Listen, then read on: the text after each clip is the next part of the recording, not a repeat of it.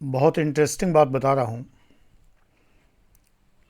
वाणिज्य कर या बिक्री कर या जीएसटी विभाग, कुछ भी कह लीजिए, मूलतः ये सेल्स टैक्स विभाग है जिसमें मैं असिस्टेंट कमिश्नर से मैंने वॉलंटरी रिटायरमेंट लिया 2001 में, और तब से निरंतर आईएएस पीसीएस अभ्यर्थियों को पढ़ा रहा हूँ। और ईश्वर की कृपा से जो बनने लायक हैं, अपने परिश्रम से जो बनते हैं, उसमें थोड़ा बहुत श्रेय भी ले रहा हूँ।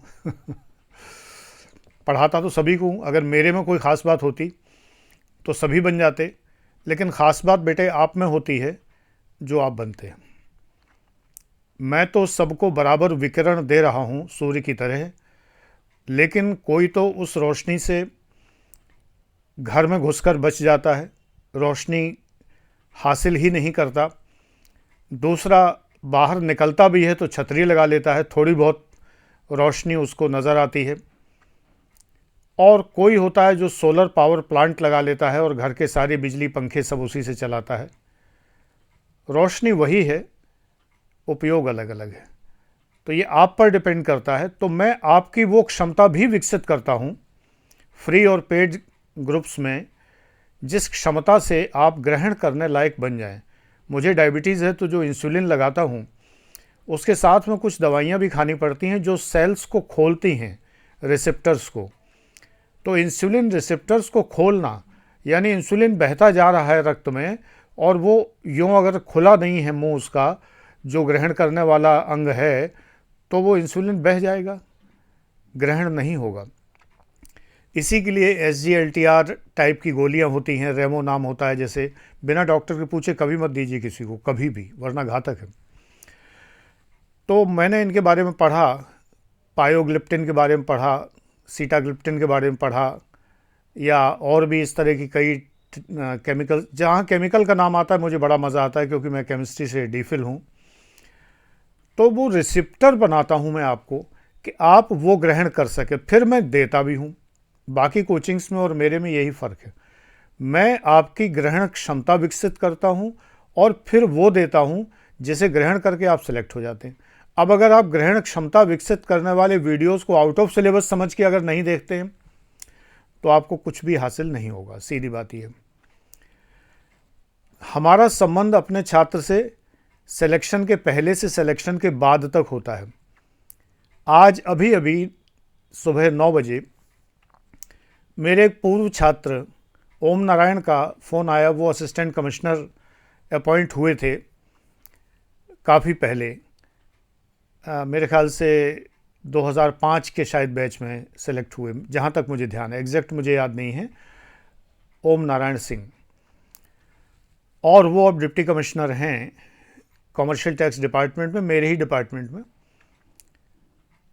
तो मुझे बताया कि उनकी पोस्टिंग एक ऐसी जगह हो गई, जगह नहीं बताऊंगा, नाम भी मैं थोड़ा बहुत इधर उधर बताता हूं हमेशा।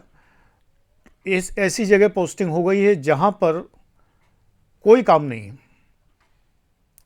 वैसे जीएसटी के कारनामे आपने देख लिए हैं, अभी कितने बड़ी धनराशि पकड़ी है कानपुर में। ये मेरा ही विभाग है जो अब जीएसटी से संबंधित है। तो ऐसे कारनामे मैंने बहुत किए हैं। तो उन्होंने कहा कि ऐसे स्थान पर है ना तो जहाँ ढंग का कोई व्यापारी है। कुछ छोटे छोटे शहर होते हैं ना, जैसे बदायूं है, बहुत छोटा सा शहर है, बिजनौर है जहाँ मैं रहा हूँ, अमरोहा है। कुछ छोटे शहर होते हैं जहाँ पर कोई बहुत बड़ा व्यापार नहीं होता, और होता भी है तो टैक्स फ्री होता है। मेरे ज़माने में अमरोहा में या तो सराय तरीन वो जो है उसका सींग के काम का व्यापार होता था, या वुडवर्क होता था, तमाम चीज़ें थीं। बहुत सारे काम टैक्स फ्री हुआ करते थे, कालीन बुनने का काम वगैरह, ये सब। बहरहाल वो जिस स्थान पर है वो इन सब में से एक भी नहीं है। पूर्वी उत्तर प्रदेश में एक छोटा सा स्थान है। तो बड़े परेशान थे कि मैं क्या करूँगा। इनडायरेक्टली मेरे ख्याल से वो मेरा स्टूडेंट ये पूछना चाह रहा था कि ऊपरी कमाई ख़त्म हो गई है। मुझसे कह नहीं पा रहा था। मैंने जो बात बताई वो मैं आपको बता रहा हूँ, और उसको आप समझिए कि एक इंटेलिजेंट ऑफिसर शक्ति कहाँ से ग्रहण करता है। जैसे मैंने की, उस शक्ति को आप सरकार के लिए राजस्व जुटाने में प्रयोग कर लीजिए, या अपने लिए घूसखोरी में प्रयोग कर लीजिए। ये आपकी सद्भावना दुर्भावना है। मैं राजस्व जुटाने में प्रयोग करता था, इसीलिए मैं नंबर 1 अधिकारी था। प्रदेश स्तर का अधिकारी था और मुझे उत्तर प्रदेश सरकार ने सर्वोत्तम अधिकारी के पद से नवाजा था, पुरस्कार दिया था, जो कि दूरदर्शन पर प्रसारित हुआ था अलीगढ़ में, जब मैं असिस्टेंट कमिश्नर सेक्टर 1 था। Everyone knows in the department कि ये पुरस्कार क्या चीज़ है। तो ये कैसे होता है, मैंने उसको राय दी, बता दिया। देखिए, आप जहाँ कहीं पोस्टेड होते हैं, मैं सेल्स टैक्स की बात कर रहा हूँ, जिसका नाम आजकल कॉम टैक्स है, कॉमर्शियल टैक्स। कहीं भी आप पोस्टेड होते हैं तो एक सड़क वहाँ से निकलती ही निकलती है। उस जगह कोई तो ट्रक चलते होंगे, कोई ट्रांसपोर्टर ऑपरेट करता ही होगा, नहीं वहाँ के लोग खाते पीते क्या है, जिंदा कैसे रहते हैं। अगर आप सेक्टर में भी पोस्टेड हैं, कई तरह की पोस्टिंग होती है, इनमें एक तो सेक्टर की होती है जो बैठ के असेसमेंट करते हैं, एक मोबाइल स्क्वाड की होती है जो सड़क पर चेकिंग करते हैं। लेकिन सेक्टर के अधिकारियों को यदि आज जीएसटी के संदर्भ में, मुझे नहीं पता कि आज वो अधिकार है कि नहीं, मेरे युग में होता था कि हम मोबाइल की चेकिंग भी कर सकते थे सूचना देकर अपने बॉस को। इसलिए कि अगर हमें लगता था कि हमारे सेक्टर से कुछ अवैध व्यापार पनप रहा है या हमारे सेक्टर में अपेक्षित टैक्स नहीं आ रहा है या और अधिक टैक्स आने की संभावना है, तो हम ऐसी चेकिंग कर सकते थे बिना कोई हैरेसमेंट किए। सिंपली एक काम करना होता था, खड़े होकर बिलों की फ़ोटोकॉपी लेनी होती थी। तो हम एक फ़ोटोकॉपियर मशीन किराए पे ले लेते थे और एक जनरेटर, और वो फ़ोटोकॉपियर मशीन किनारे लगा के, कभी कभी ढाबों से बिजली ले लेते थे, उन्हें पेमेंट कर देते थे उसका, और फटाफट फ़ोटोकॉपियाँ निकाल लेते थे। ये इतनी बड़ी बात होती है कि व्यापारियों में हड़कंप मच जाता है, क्योंकि बहुत सारा अवैध व्यापार फर्जी बिलों के ज़रिए होता है। आजकल जीएसटी में ये थोड़ा कम हो गया है, नो डाउट, लेकिन है अभी भी बहुत ज़्यादा। नहीं तो इतना काला धन आता कहाँ से आखिरकार। मैं ये बात बिल्कुल मानने को तैयार नहीं कि जीएसटी आने से काला धन खत्म हो गया, जैसे नोटबंदी से खत्म हो गया। मैं ये नहीं मान सकता। राष्ट्रीय नीति थी, मैं उसका समर्थन करता हूँ बेमन से ही सही, नोटबंदी का। लेकिन फिलहाल कुल मिला के ये कि उससे काला धन खत्म हो गया, ऐसा तो कुछ नहीं दिखाई देता। काला धन अगर खत्म हो जाएगा तो भारत की अर्थव्यवस्था खत्म हो जाएगी। काला धन तो रहेगा। जब तक इंसान के मन में कालापन है तब तक काला धन है।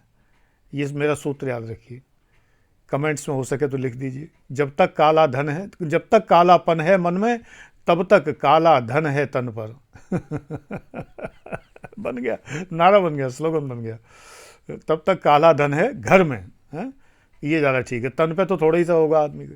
जब तक कालापन है मन में, तब तक काला धन है घर में। देखा भाई साहब के कानपुर वाले घर से कैसे, भाई साहब हमारे भाई साहब नहीं भाई, पूरे देश के भाई साहब हैं वो तो। इतना धन छुपाए हुए थे, सोचो पूरे देश के बड़े भाई हो गए वो तो, हैं, कमाल है। तो व्यापारी जो माल भेजते हैं तो दो डॉक्यूमेंट होते हैं, एक तो टैक्स इनवॉइस होती है और एक होता है जीआर, गुड्स रिसीट, जिसको बिल्टी कहते हैं। बिल्टी में तो क्वांटिटी होती है और डेस्टिनेशन होता है, कहाँ से चला है माल ये होता है, और चिन्ह विन्ह होते हैं, क्या क्या उसके सिंबल इम्बल हैं। ट्रक की बिल्टी होती है और उसके साथ एक टैक्स इनवॉइस होती है जिस पर होता है माल का मूल्य वगैरह, tax invoice number, GST number और ये वो नंबर सब होते हैं। अब छपवा तो कोई भी सकता है, एक ही बिल पे कई बार माल ले जा सकते हैं, कौन क्या कर लेगा। एक जैसा बिल छपवा, कंप्यूटर तो आजकल धड़ाधड़ जनरेट कर देता है, क्या कर लेंगे। लेकिन अगर आपने फोटोकॉपी रखनी शुरू कर दी तो आपको पता चलेगा इतने बजकर इतने मिनट पर एक ट्रक निकला था जिसमें जीएसटी इनवॉइस नंबर 00237 निकला था 237, और यही नंबर की इनवॉइस दूसरा माल लेकर एक बार फिर, या सेम माल लेकर यही ट्रक फिर जा रहा है, ये इतने बजे जा रहा है। चूँकि जब हम चेकिंग करते हैं तो उसमें ट्रक वाले के साइन करा लेते हैं रजिस्टर में, और उसका RCDL की भी फ़ोटोकॉपी ले लेते थे उस ज़माने में, तो उसे हम पकड़ सकते थे। बिल्टी नंबर है, बिल्टी की फ़ोटोकॉपी है, बिल्टी से तो ट्रांसपोर्टर पूरा का पूरा पकड़ा जाएगा। तो मैंने बड़े टॉप किस्म के ट्रांसपोर्टर पकड़े थे कि जो ये अवैध धंधा करते थे, और करोड़ों रुपए के जुर्माना मैंने वसूल किया था उस ज़माने में, करोड़ों का, 1993 में, 92 में, ऐसी कुछ में। लाखों का तो टैक्स वसूल किया था, लेकिन करोड़ों का जुर्माना वसूल किया था। और घर बैठे, हमारे इटावा में कहावत है, खाई खीर रहे घर बैठे। एक सज्जन कोई बाहर घूमने जा रहे थे, कह रहे थे हम वहाँ जाएंगे, ये खाएंगे, भेलपूरी खाएंगे, ये करेंगे, वो जैसे होता है ना गाने में, फिल्मी गानों में, नाचेंगे गाएंगे घूमेंगे फिरेंगे और क्या। और एक बोले वो तो हमारे जैसे आदमी रहे होंगे, बोले हम तो भैया घर बैठे हैं, खीर बनी है घर में, बीवी ने बनाई है वही। अब वो लौट के आए तो थके हारे, बिल्कुल भूखे प्यासे, रास्ते में खाना नहीं मिला, कर्फ्यू लग गया था रास्ते में, ये हो गया वो हो गया, परेशान हाल घर लौटे। उन्होंने कहा भाई आप कैसे? उन्होंने कहा हम तो मस्त हैं, खाई खीर रहे घर बैठे, हम तो घर बैठे खीर खाने वालों में से हैं। आजकल देखो ईश्वर की कृपा से घर बैठे ऑनलाइन क्लासेस चल रहे हैं, है ना, कोई प्रॉब्लम नहीं, नाम मात्र के लिए खर्चे लायक निकल आता है। खर्चे थोड़े ज़्यादा हैं भले ही, लेकिन निकल आता है। संन्यास नहीं लिया अभी ना, फिर से गेरुआ छोड़ के ये कपड़े पहन लिए और रोज़ बदलते भी हैं। मज़ा आता है। तो असली चीज़ ये है कि घर बैठे बैठे आपके पास एक सड़क होनी चाहिए, एक अदद सड़क चाहिए आशिकी के लिए, बस, है ना। उसमें नहीं था एक सनम चाहिए आशिकी के लिए, तो बिक्रीकर वाले को क्या चाहिए? एक सड़क चाहिए आशिकी के लिए। सड़क से आशिकी है हमारी, सड़क छाप अधिकारी हैं हम। हाँ, सड़क छाप। एक हमारा जला हुआ भुना हुआ एक सो कॉल्ड शिष्य कहता था, केस स्टडीज़ को कहता था सड़क छाप केस स्टडीज़। अरे भैया हैं ही सड़क छाप केस स्टडी, सड़क पे ही तो केस स्टडी बिक्री पड़ी है, घर में थोड़ी केस स्टडी। अब उनके घर में होती होंगी केस स्टडी, वो अलग बात है, ये तो उनकी माताएं बहनें जानती होंगी घर की केस स्टडीज़ जो भी होंगी भाई, लेकिन फ़िलहाल हमारी तो सड़क छाप होती है। तो सड़क चाहिए, सड़क पर ट्रक निकलेगा, नहीं तो लोग भूखे मर जाएंगे, कोई काम नहीं चलेगा। और जब निकलेगा तो हम उसकी फ़ोटोकॉपी ले लेंगे, और जब फ़ोटोकॉपी ले लेंगे तो बस समझ लो कि व्यापारी का क्या कर देंगे। क्योंकि व्यापारी टैक्स की चोरी करता है, ये उतना ही ध्रुव सत्य है जितना कि सूरज पूरब में निकलता है। व्यापारी ईमानदार है, ये उतना ही गलत कथन है जितना कि ये कि सूरज पश्चिम में उदय होता है। ये ध्रुव सत्य है, अकाट्य सत्य है। मेरे एक बॉस थे, डॉक्टर साहब थे, वो भी फिजिक्स के। वो मेरे बॉस तो नहीं थे, सीनियर थे, तो हम दोनों लोग साथ साथ चेकिंग में निकलते थे। तो मैं कहूँ डॉक्टर साहब ये देख लें, वो अरे नहीं जो फलाने पेपर मिल का है, वो तो लिमिटेड कंपनी है। अरे भाई पीके तुम लिमिटेड कंपनी हो यार, मत देखा करो, लिमिटेड कंपनी है, बड़ी कंपनी। हमने कहा डॉक्टर साहब लिमिटेड कंपनी है इसलिए ज़्यादा चोरी करेगी, थोड़ी बहुत से पेट नहीं भरेगा, मैं तो इसको देखूंगा। और मैंने देखा तो एक अजीब सा नाम था, मैं सही नाम तो नहीं लूँगा, लेकिन ऐसे समझ लीजिए जैसे मान लो कीमा नाम हो उसका, तो एक कंपनी थी कीमा, उसका नाम ले सकते हैं। उस कंपनी को जब पकड़ा है तो लाखों की हेरा फेरी एक ट्रक के अंदर, और डॉक्टर साहब कहते हैं लिमिटेड कंपनी है। हिंडाल्को लिमिटेड नाम ले रहा हूँ सरासर, वो रेड करवाई है, 400 करोड़ का एविजन निकला था। करवाई इसलिए कि वो मेरे अधिकार क्षेत्र में नहीं था, मिर्ज़ापुर के पास है, रेणुकूट, वहाँ के अधिकारियों ने की। हमारे डीसी एसआई भी गए, deputy commissioner special investigation branch. मैं मोबाइल में था इसलिए मेरा जुरिडिक्शन नहीं बनता था रेड करने का, अगर एसआईबी में होता है, सेक्टर में होता तो बन जाता। लेकिन मैंने जो पकड़ा था ट्रक, उसकी सूचना जब मैंने दी, उस सूचना के आधार पर 400 करोड़ का एविजन निकला। एविजन जानते हो, टैक्स की चोरी। एक अदद सड़क चाहिए आशिकी के लिए, बस। ये नादान बच्चे हैं जिन्हें ये समझ में नहीं आता। ये देखते हैं कि बहुत सारे व्यापारी हों तो बड़ा पैसा मिलेगा, बड़ा पैसा मिलना है साहब, बड़ा पैसा है, ये इसलिए जाते हैं डिपार्टमेंट में। इसलिए नहीं जाते हैं डिपार्टमेंट में कि हमें अपनी शक्ति से व्यापारी को पछाड़ कर और उससे जो है राष्ट्र हित में इतना धनराशि वसूल कर लेनी है कि देश के काम आए। वो हमारे सैनिक जो बॉर्डर पर लड़ते हैं उनके लिए हम कमाते हैं, और अगर हम ही नहीं कमाएंगे तो सैनिक तो ठिठुर की ठंड में मर जाएगा। और हमारे उसके लिए हमें कमाना है, भले ही हमारा कोई नाम ना ले, नाम सैनिक का ही होगा सदैव, शहीद वही कहलाएगा, हम कुछ नहीं कहलाएंगे। लेकिन फिर भी ये हमारा पवित्र कर्तव्य है कि हम राष्ट्र के लिए अर्न करें। और एक लोगों को गलतफहमी है कि अगर हम टैक्स इतना सारा अर्न करके क्या करेंगे, नेता उड़ा जाते हैं। नेता टैक्स नहीं उड़ाते भाई, बजट को कोई नहीं खाता है। समझदार अधिकारी या नेता कभी भी टैक्स में उसमें बजट में चोरी नहीं करता है, जनता से लूटता है। जितना भी जो लूटने वाला है, जो लूटने को तैयार है, तो वो दिल लूटने वाले जादूगर अब मैंने तुझे पहचाना है।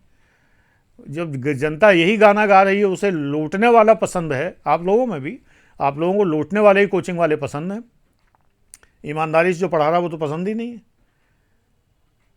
तो जनता लूटने को तैयार है, वो लूटने को तैयार है। It is mutual understanding. मैं कौन होता हूँ उसको कुछ कहने वाला। ये गलतफहमी है कि जो हम टैक्स कमा के देते हैं कंसोलिडेटेड फंड ऑफ यूपी में या कंसोलिडेटेड फंड ऑफ इंडिया में, उसमें से नेता लोग सेंध लगा जाते हैं या उसका पैसा हड़प कर जाते हैं, घोटाले कर लेते हैं अधिकारी नेता। नहीं, उस पैसे का, एक एक पैसे का हिसाब देना होता है सीएजी के सामने। और अगर हिसाब नहीं दे पाए तो 50,000 से ज़्यादा का हिसाब किताब नहीं दे पाए तो पार्ट 2A का पैरा बन जाता है। ये टेक्निकल टर्म है। तो पार्ट 2A के पैरा में सीधे पीएसी फेस करनी पड़ती है, पब्लिक अकाउंट्स कमेटी। वो पीएसी नहीं जो लाठी मारती है, पब्लिक अकाउंट्स कमेटी, जिसका अध्यक्ष विपक्षी दल का होता है, जो वो खरी खरी सुनाता है और उसके बाद नौकरी जप लेता है, ले लेता है नौकरी, रिकमेंडेशन भिजवा देता है डिपार्टमेंट के थ्रू कि इनको नौकरी से हटा दिया जाए। तमाम अधिकारी पेक्यूनरी लॉस के चक्कर में, इसको पेक्यूनरी लॉस कहते हैं, पेक्यूनरी लॉस के चक्कर में तमाम अधिकारियों की नौकरी चली गई। जी हाँ, डिपार्टमेंट सूचना नहीं देता। आप बड़े गलतफहमी में कि सरकारी नौकरी तो सदैव सुरक्षित है। सदैव सुरक्षित नहीं है, मैं कई बार बता चुका हूँ। इतने अधिकारी, कर्मचारी, चपरासियों की नौकरी हर साल जाती है, यू कांट इमेजिन। क्योंकि वो खुद नहीं बताते हैं। बताएंगे तो नाते रिश्तेदारी में बड़ी बदनामी होगी। जो लिखे बैठे हैं ना अपने दरवाजे पे, क्लास 4 कर्मचारी हैं लेकिन दरवाजे पे लिखे होते हैं बिक्री कर विभाग उत्तर प्रदेश सरकार। ये ऐसे ही है जैसे एक आचार्य जी हैं, कहते हैं पूर्व सिविल सर्वेंट। भैया सिविल सर्वेंट थे तो वो बता दो पद कौन सा था। एक वो बड़ी कीर्ति पताका फैलाए रहते हैं। वो कहते हैं कि 1996 में, कभी कहते हैं कुछ हो गए, कभी कहते हैं कुछ हो गए, लेकिन वेबसाइट पे लिखा हुआ है कि पहले प्रयास में यूपीएससी में सफल। भाई काय में सफल? प्री में सफल? प्री में तो दुनिया सफल है। पद अगर होता, अगर फाइनली सेलेक्ट हुए होते तो कोई एआईआर रैंक होती। भैया एआईआर रैंक बता दी होती, चलो पद बाद में मिलता है। एआईआर रैंक बता दी होती, प्लीज़ बता दो। हमने तो वो, अरे मैं कह रहा हूँ एफआईआर, हाँ उसकी भी 9 बता सकती है। मैं कह रहा था वो आरटीआई, मेरे तो छात्रों ने आरटीआई भी डाल के पूछ लिया, कोई ऐसा नहीं निकला उस साल में, कोई भी नहीं निकला। होते सोते भी नहीं निकले कोई आसपास के नाम वाले, और आप लोग उन पर फिदा। झूठ पर जितने लोग फिदा रहते हैं, इनको पकड़ना मेरा धर्म रहा है और मैंने उनको पकड़ के ठिकाने लगाया है। ऐसे ऐसे ट्रांसपोर्टर की ऐसी तैसी की है कि वो ज़िंदगी भर याद करेंगे कि कोई अधिकारी आया था। और ईमानदारी के आगे दुनिया कांपती है बेटे। एक अदद सड़क चाहिए आशिकी के लिए।